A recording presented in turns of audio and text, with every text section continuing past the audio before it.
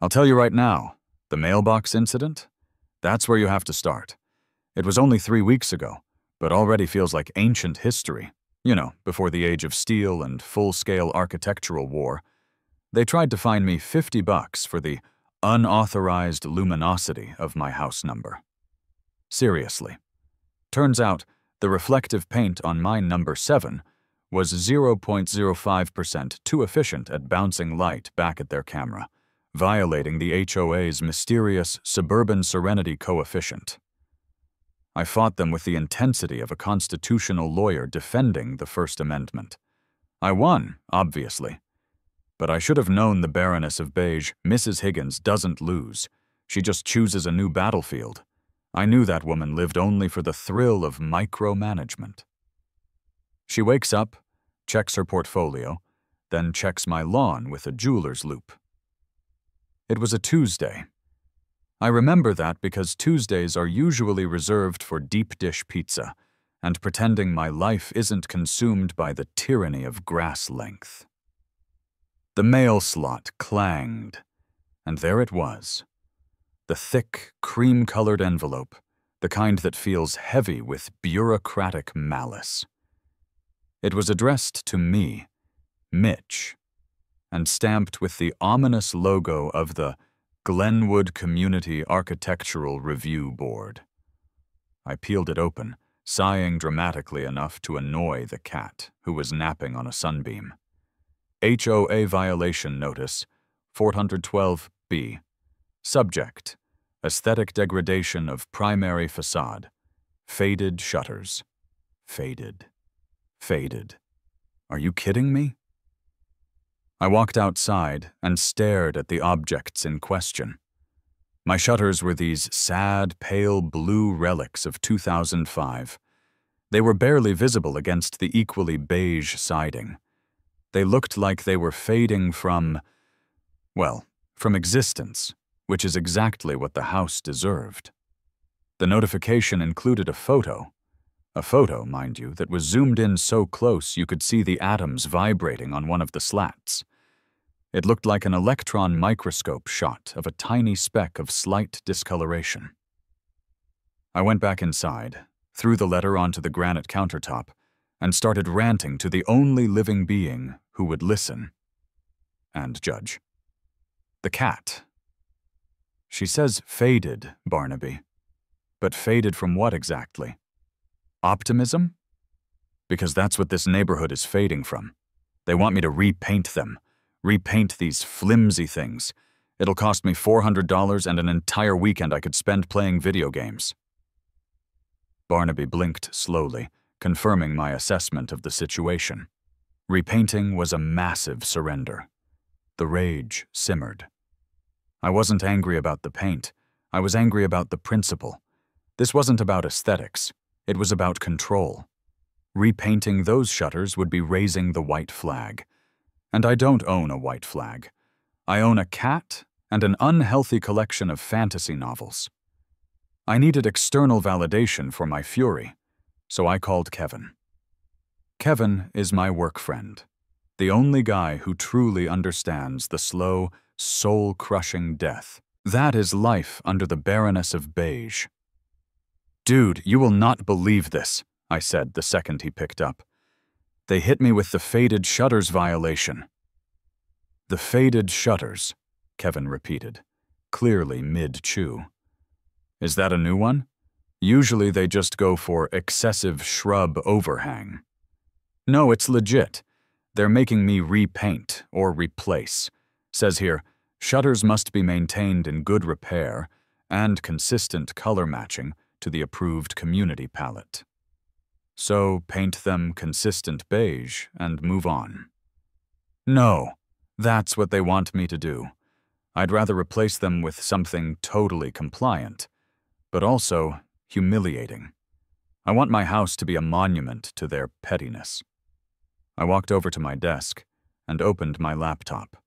I started scrolling through Reddit, specifically the r/r Petty Revenge and r/r Homeowner Shell subreddits. That's when the gears in my brain, usually lubricated by caffeine and low-effort sarcasm, started whirring. I was looking at a post about a guy who built a fully code-compliant 6-foot-tall fence out of 1,000 tiny bird feeders. Ridiculous, but compliant. Then I hit the jackpot. I found a custom fabrication shop's site. They specialized in historical reproductions. My eyes landed on a section about shields.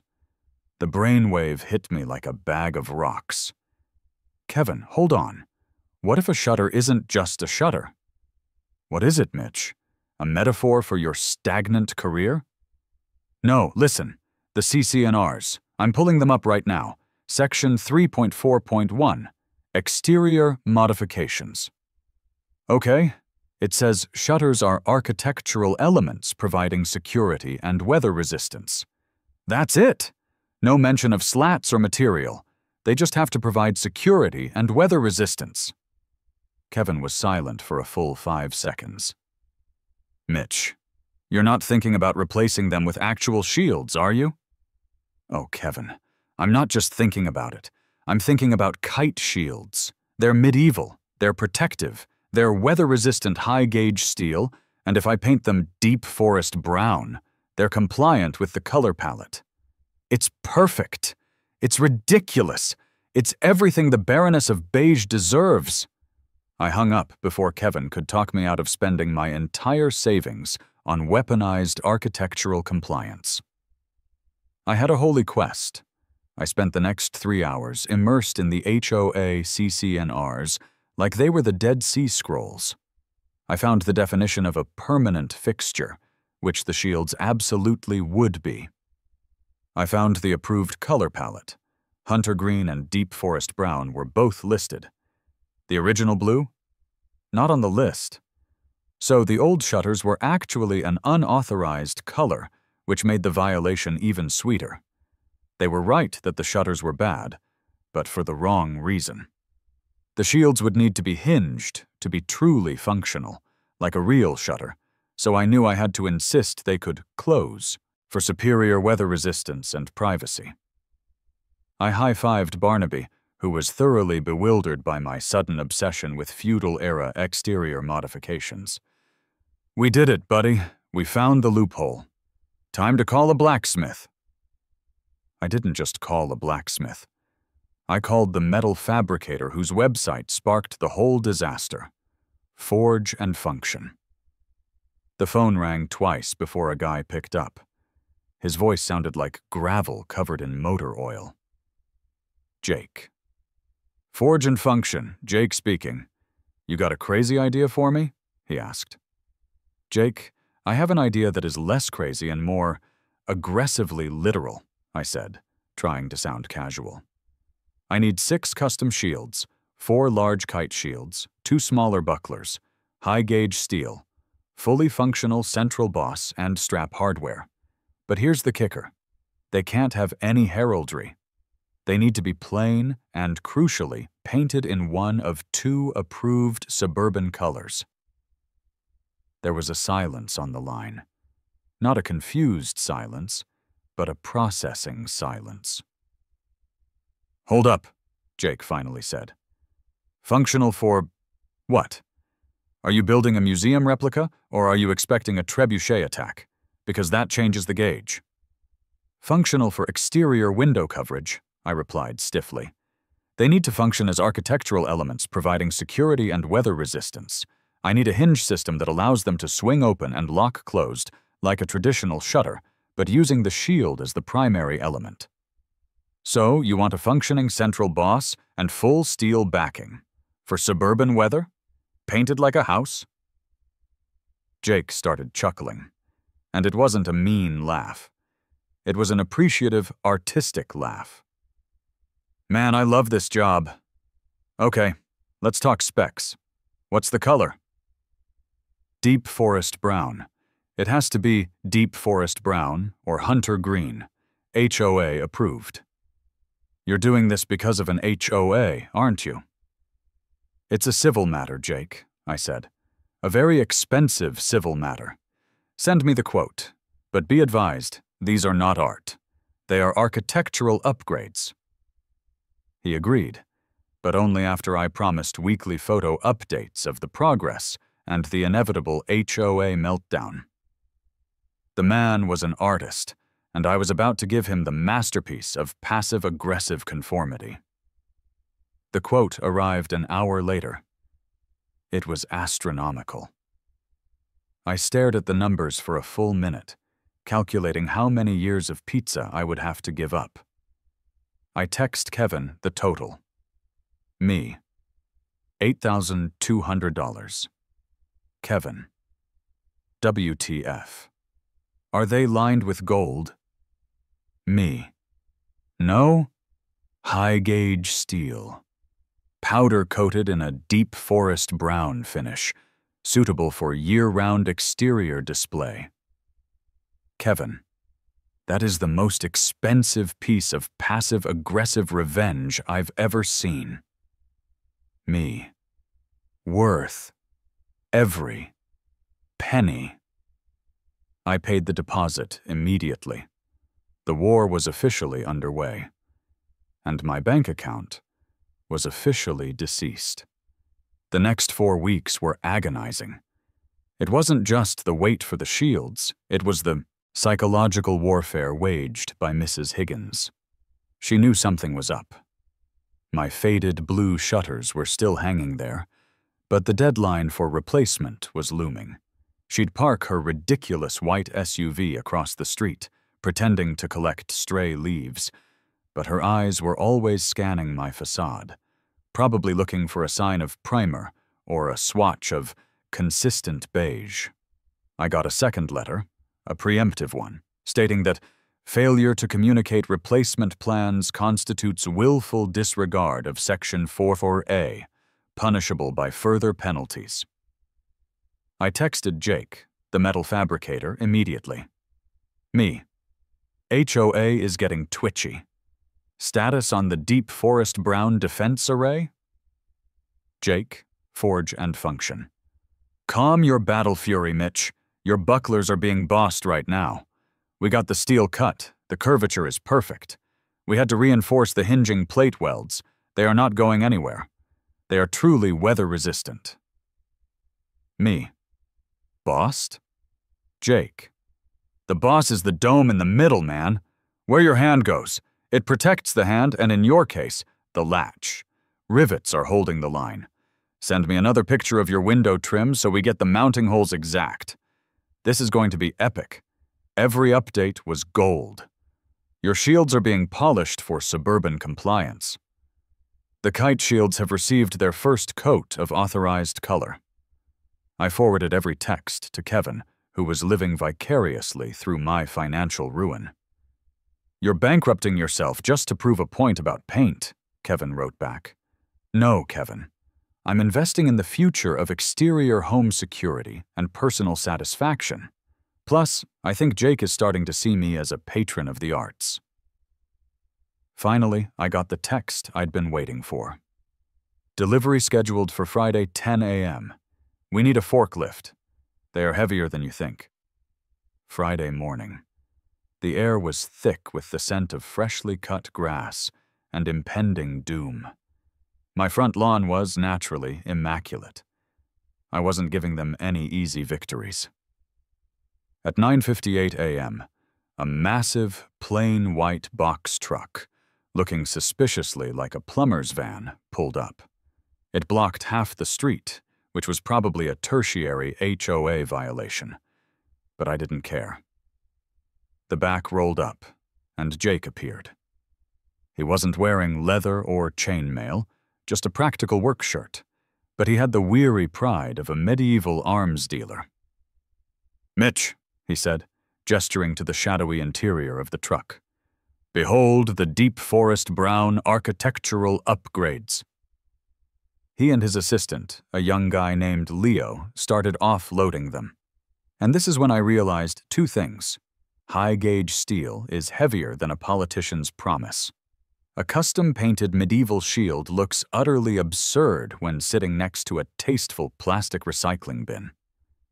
First came the two bucklers, small, round, and surprisingly substantial. Then the 4 kite shields. They were nearly 6 feet tall, perfectly curved. And the color, oh, the color was perfect. A dense, rich, deep chocolate brown that, according to the official Glenwood swatch, was identical to the approved tone. They looked like massive, imposing chocolate bars of doom. A car slowed down. It was Mrs. Higgins, driving her daily inspection route. She stopped, craned her neck, took one look at the enormous steel wall hangings, slammed on the gas, and sped away. Not even a passive-aggressive wave. Victory was already mine.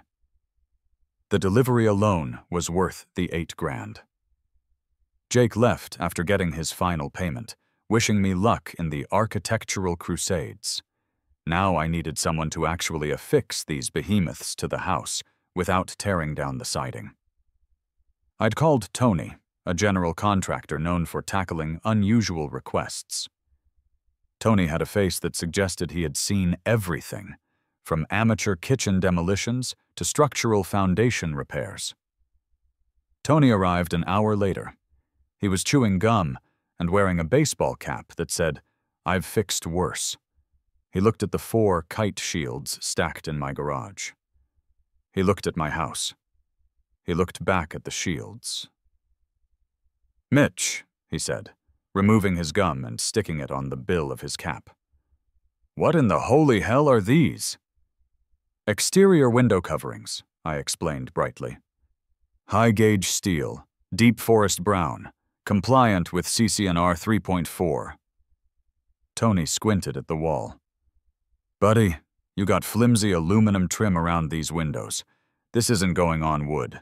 A good gust of wind, and these things are going to rip your facade off and land on your neighbor's '98 Honda. This needs concrete reinforcement. Are you expecting a trebuchet attack?" "Just rain, mostly, and the occasional overzealous mail carrier. Look, they need to be hinged, Tony. Functional hinges. They need to be able to swing open and lock closed for superior weather resistance and privacy. I just need you to mount the reinforced frame to the studs and then the hinge plates to the frame." Tony sighed, the deep, existential sigh of a man whose career peaked when he installed a perfect, seamless gutter. "All right, but I'm charging you the 'Is this legal?' premium." Done. The installation was a spectacle. Tony brought a team of 3 and specialized industrial lifts. For 6 hours, my quiet suburban street was a construction zone dedicated to installing defensive weaponry. The neighbors, drawn by the sound of industrial drills fighting against suburban wall studs, came out to watch. Old Mr. Henderson, who lives 2 doors down, shuffled over, squinting. "Mitch, son," he called up to me while I was holding a spirit level against a kite shield hinge plate. "They say we're in for a rough hurricane season. Good call. Very sturdy." He genuinely thought I was preparing for a Category 5 storm. A teenage girl with pink hair stopped on her skateboard. "Dude, is this for like a Viking movie? Can I take a picture for Insta?" I gave her a thumbs up. Why not? Let the legends begin. The climax of the installation was when Tony, exhausted and sweaty, secured the final latch. He stepped back, wiping his brow. "There, done. They are officially mounted. And yes, they work." He grabbed the edge of the nearest kite shield and swung it shut. Clang. The sound echoed off the perfectly manicured lawns, a loud metallic declaration of war against conformity. It was glorious.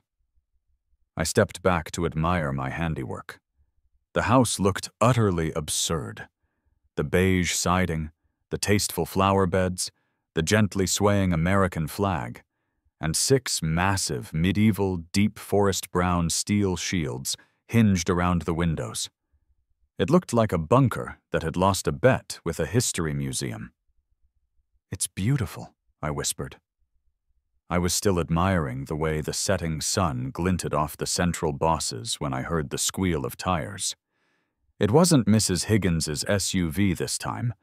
It was a beat-up Toyota sedan belonging to Gary from the HOA Welcome Committee, the man whose sole job was to deliver official bad news. Gary's face was the color of a cheap kitchen sponge. He practically threw the thick, multi-page document onto my porch, scattering leaves everywhere. "Mitch," he gasped, out of breath. "You have to read this, immediately." He scurried away before I could even get the first word out. I picked up the document. It smelled like copier toner and desperation. HOA Executive Order, immediate cease and desist. Unauthorized aggressive modification, UAAM. I read it aloud to Barnaby, who had retreated to the safety of the couch. "Listen to this, Barnaby. This unprecedented violation of community standards poses a clear and present danger to property values and emotional well-being of the residents of Glenwood." Emotional well-being. Oh, they're getting spicy now. The letter was a masterpiece of bureaucratic fury, pages of bold, all caps, and excessive underlining. The core argument was not about the color, but about the spirit of the covenants. They demanded the shields be removed within 24 hours, or the fines would begin. $100 per shield, per day, accumulated immediately. That was $600 a day. They were playing for keeps. I walked to the front window, opened one of the bucklers, and peered out at the encroaching twilight. I was ready. I had the shields, I had the loophole, and I had the sweet, sweet taste of architectural victory. The only thing missing was the police. Give it until morning. I woke up the next morning to the smell of fresh coffee and the distant, soothing whir of a leaf blower. Serene. Perfect, even. Except for the 6 medieval shields bolted to my house and the email I found waiting for me. Subject: Notice of immediate financial penalty. The email outlined the fines. $100 per shield, per day, retroactive to the moment of installation, which they somehow pinpointed to 4:47 p.m. yesterday. $600 a day. That's $4,200 a week. This was no longer passive aggression. This was a scorched earth policy waged by the Baroness of Beige.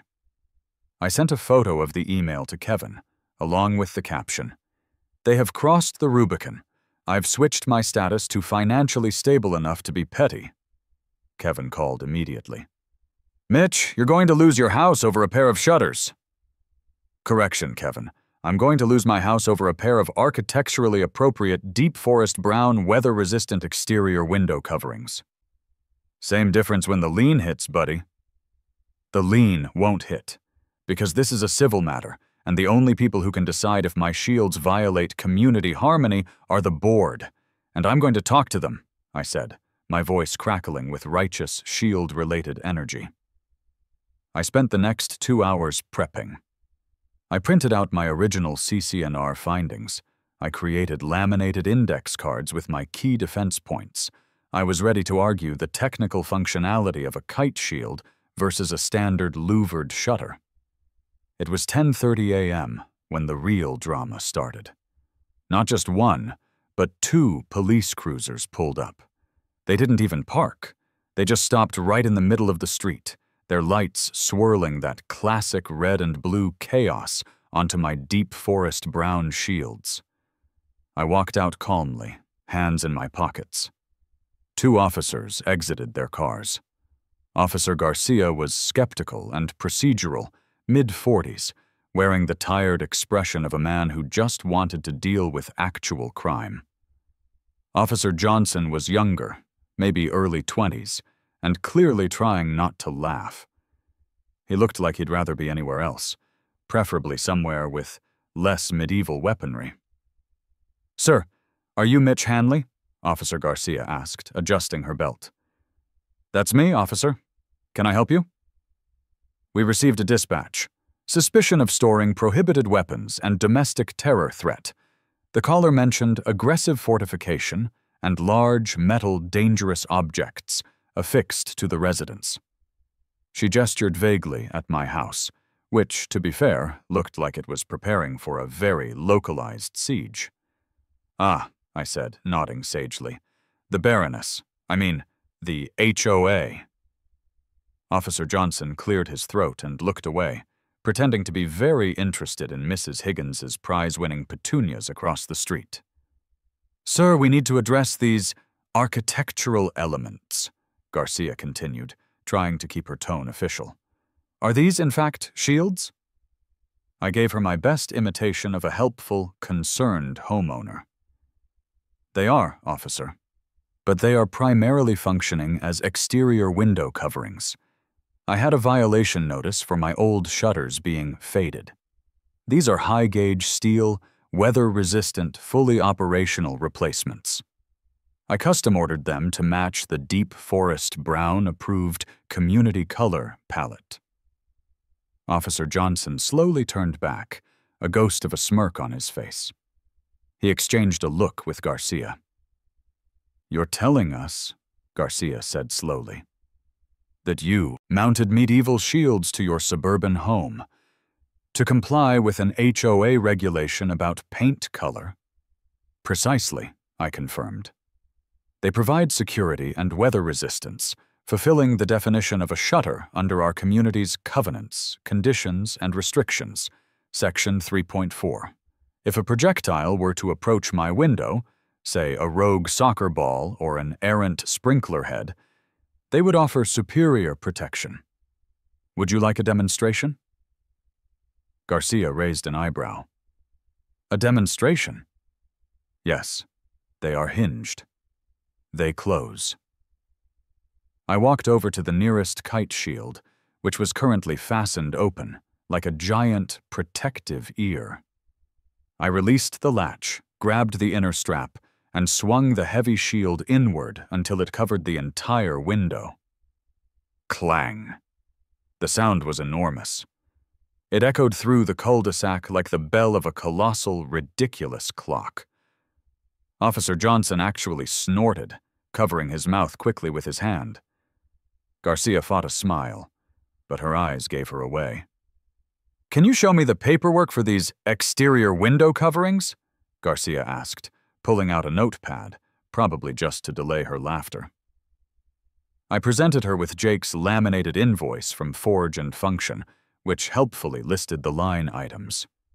QI Chape 4, Kite Shield, Architectural Grade, Deep Forest Brown Powder Coat. QI 2, Buckler, Functional Window Accent, Deep Forest Brown Finish, Custom Hinging and Mounting Kit. Architectural grade, Garcia murmured, reading the invoice. Look, Mr. Hanley, we appreciate the ingenuity, but are these not, legally speaking, prohibited weapons under Code 94B of the State Ordinance? Ah, excellent point, officer, I replied, feeling like I should be wearing a powdered wig. But notice the critical distinction. They are permanently affixed to the structure. They cannot be wielded. They are integral to the exterior facade. If they were swords, they'd be railings. Since they are shields, they are shutters. I'm simply using the most durable, protective materials available to meet the HOA's vague definition of shutter. The definition does not specify material or historical period. I had them. I watched Garcia consult her partner. I'm good, Johnson mumbled, still trying to suppress a grin. It's a civil matter, officer. If he's not threatening anyone, and they're bolted to the wall, they're just heavy, circular, protective house decorations. Garcia sighed, defeated by bureaucracy and absurdity. Mr. Hanley, I advise you that the HOA is still a civil issue. We cannot force them to remove the fines, But as far as we are concerned, there is no threat to public safety. Just property values, apparently. She handed back my invoice. Have a nice day. The two officers got back in their cruisers, and Johnson was openly laughing as they drove away. Victory number 1.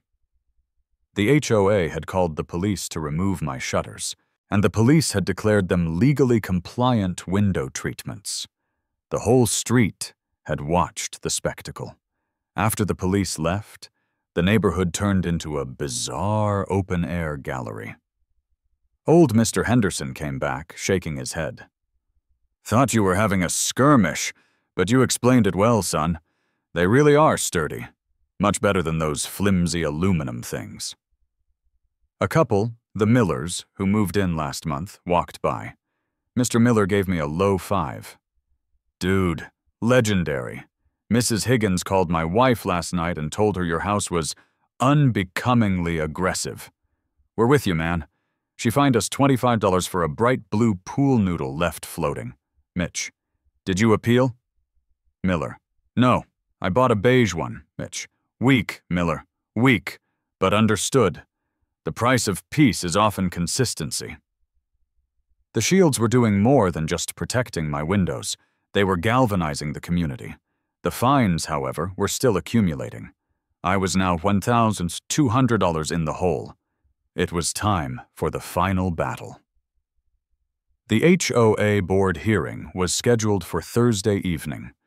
I spent the intervening days building my case, treating it like the biggest trial of my life, which, in terms of personal pettiness, it absolutely was. I called Kevin for a strategy session. Mitch, are you seriously going to argue the architectural merits of a piece of battle gear? It's not battle gear, Kevin. It's a functional facade element. And yes, I am. I'm preparing a defense that is so boring and technically correct that they will fall asleep before they can deny me. I'm going to use the word articulation 9 times. I put together a massive binder. Color Swatch Compliance Certificate. Deep Forest Brown. HOA CCNR Section 3.4. The Loophole. The police report, proving they were not weapons. The definition of a shutter, from 3 separate U.S. dictionary sources, all vague. A laminated full-color copy of my original faded shutters violation notice, just for maximum saltiness. I also commissioned one final, small item from Jake, a tiny decorative buckler, about the size of a dinner plate, painted in the same deep forest brown. This was my visual aid. The community room was exactly what you'd expect. Beige walls, folding plastic chairs, and a long table covered in a cheap felt cloth. The air smelled like stale coffee and thinly veiled hostility. The full board was present. Mrs. Higgins, President glowering, Mr. Davenport, Treasurer sweating profusely, and Ms. Chen, Secretary, looking deeply bored. Their lawyer, Mr. Peterson, sat next to Mrs. Higgins. He was a slick, smug man in a suit that cost more than my first car. I sat in the front row, my massive binder and the tiny buckler prop on the table. Mrs. Higgins tapped the microphone 3 times. This hearing is called to order. Mr. Hanley, we are here to discuss your egregious violation of the architectural covenants, specifically, the installation of unauthorized, non-standard, and aggressive metal objects on your property. Thank you, Madam President, I said smoothly. I believe you mean my new exterior window coverings. The meeting was pure, unadulterated, dialogue-driven theater. Mr. Peterson immediately launched an aggressive, formal attack. He didn't even look at me. He addressed the board. Members of the board, this is not a technical dispute. It is a clear violation of community harmony and good taste, which the covenants clearly require us to uphold. Mr. Hanley is attempting to weaponize semantics. Are we to allow residents to mount cannonballs if they call them decorative spherical garden accents? Mrs. Higgins jumped in, her voice shrill. They are medieval shields, Mr. Hanley. They violate the spirit of the entire Glenwood development. They create fear. They suggest we are living in a fortress. A fortress with immaculate landscaping, Madam President, I murmured. Mr. Peterson continued, citing the exact clause I knew he would. Section 2.A. Modifications must align with the established aesthetic character of the community. His shields, Peterson concluded, adjusting his expensive tie, do not align. They revolt. I stood up, pushing my chair back quietly. I didn't raise my voice. I kept it calm, conversational, and utterly relentless. With all due respect, Mr. Peterson, good taste is subjective. I find faded blue shutters to be an extremely poor taste, which is why I replaced them. But let's stick to the letter of the law. You accuse me of violating the spirit of the covenant.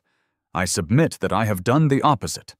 I have upheld the covenant by providing superior function in a compliant color. I walked up to the board table, opened my binder, and placed the laminated CC&R Section 3.4 in front of them. Section 3.4 states that shutters are architectural elements providing security and weather resistance. My objects are high-gauge steel. They are permanently fixed with reinforced hinges. They are demonstrably more secure and weather-resistant than the original wooden slats. Functionally, they are superior shutters. I then picked up my tiny decorative buckler, the prop. And regarding aesthetic character, I continued, holding the small shield up, Mr. Peterson argues they revolt against the modern suburban aesthetic. I submit that they honor the obscure but legally binding 1980s clause, Section 5.C1. Historic architectural themes compatible with the regional history of the greater Mid-Atlantic area are permitted. The board members exchanged confused glances. Mr. Peterson frowned, flipping through his own massive legal document. European heritage and architectural defense systems, I explained, spinning the small shield on one finger, are historically relevant to all Western architecture, including American housing. If you permit a colonial-style portico, which is 17th century defense against heat and sun, why not a 13th century defense against, well, a truly aggressive hailstorm? I paused for dramatic effect. The shields are painted deep forest brown. They are functional. They are historically relevant.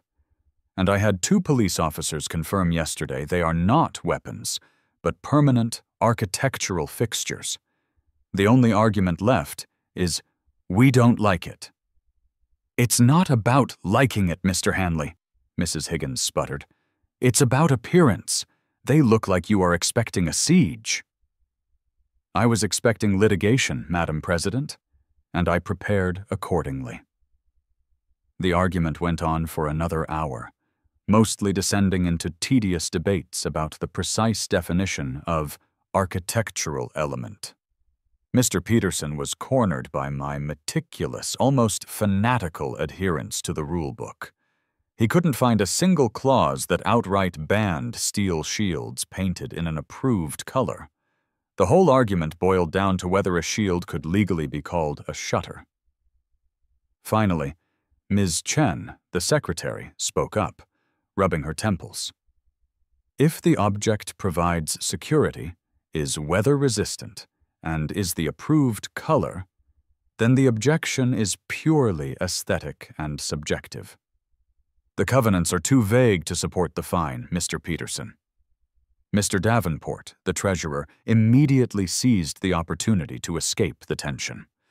If we go to court, we risk setting a legal precedent that allows for any functional item, no matter how outlandish. It's better to maintain silence on the subject. The board voted, 2 against the fine, Davenport and Chen, 1 for the fine, Higgins. Mitch won. The fines were rescinded, and I was given a non-committal written warning that was essentially a document stating, "We don't like this, but we legally can't stop you until we rewrite Section 3.4. I gathered my binder, gave the board a polite, shallow nod, and walked out. I texted Kevin immediately. Me. The Baroness of Beige has fallen. The shields remain. Kevin. You won a fight against the bourgeoisie with medieval weaponry. I salute you. What now? I kept the shields, obviously. They became a strange, beloved landmark in the neighborhood. They were absurd, yes, but they were my absurd. Every time I pulled into my driveway, the deep forest brown kite shields glinting in the setting sun, I felt a deep sense of peace. My house looked like a safe space, not from criminals, but from petty bureaucracy. A week later, I found a handwritten card taped to my buckler. It was from the Millers. Thank you, Mitch. Your shields have inspired us. We're petitioning for tartan plaid as a new approved siding color. I chuckled. The war wasn't over. It had just shifted from defensive to offensive. The spirit of rebellion was catching. I sat down on my porch, enjoying the quiet glow of the afternoon. Barnaby finally came out, stretched, and rubbed against the cold steel of the nearest kite shield. I opened my laptop and started scrolling through specialized fabrication sites again, whistling softly.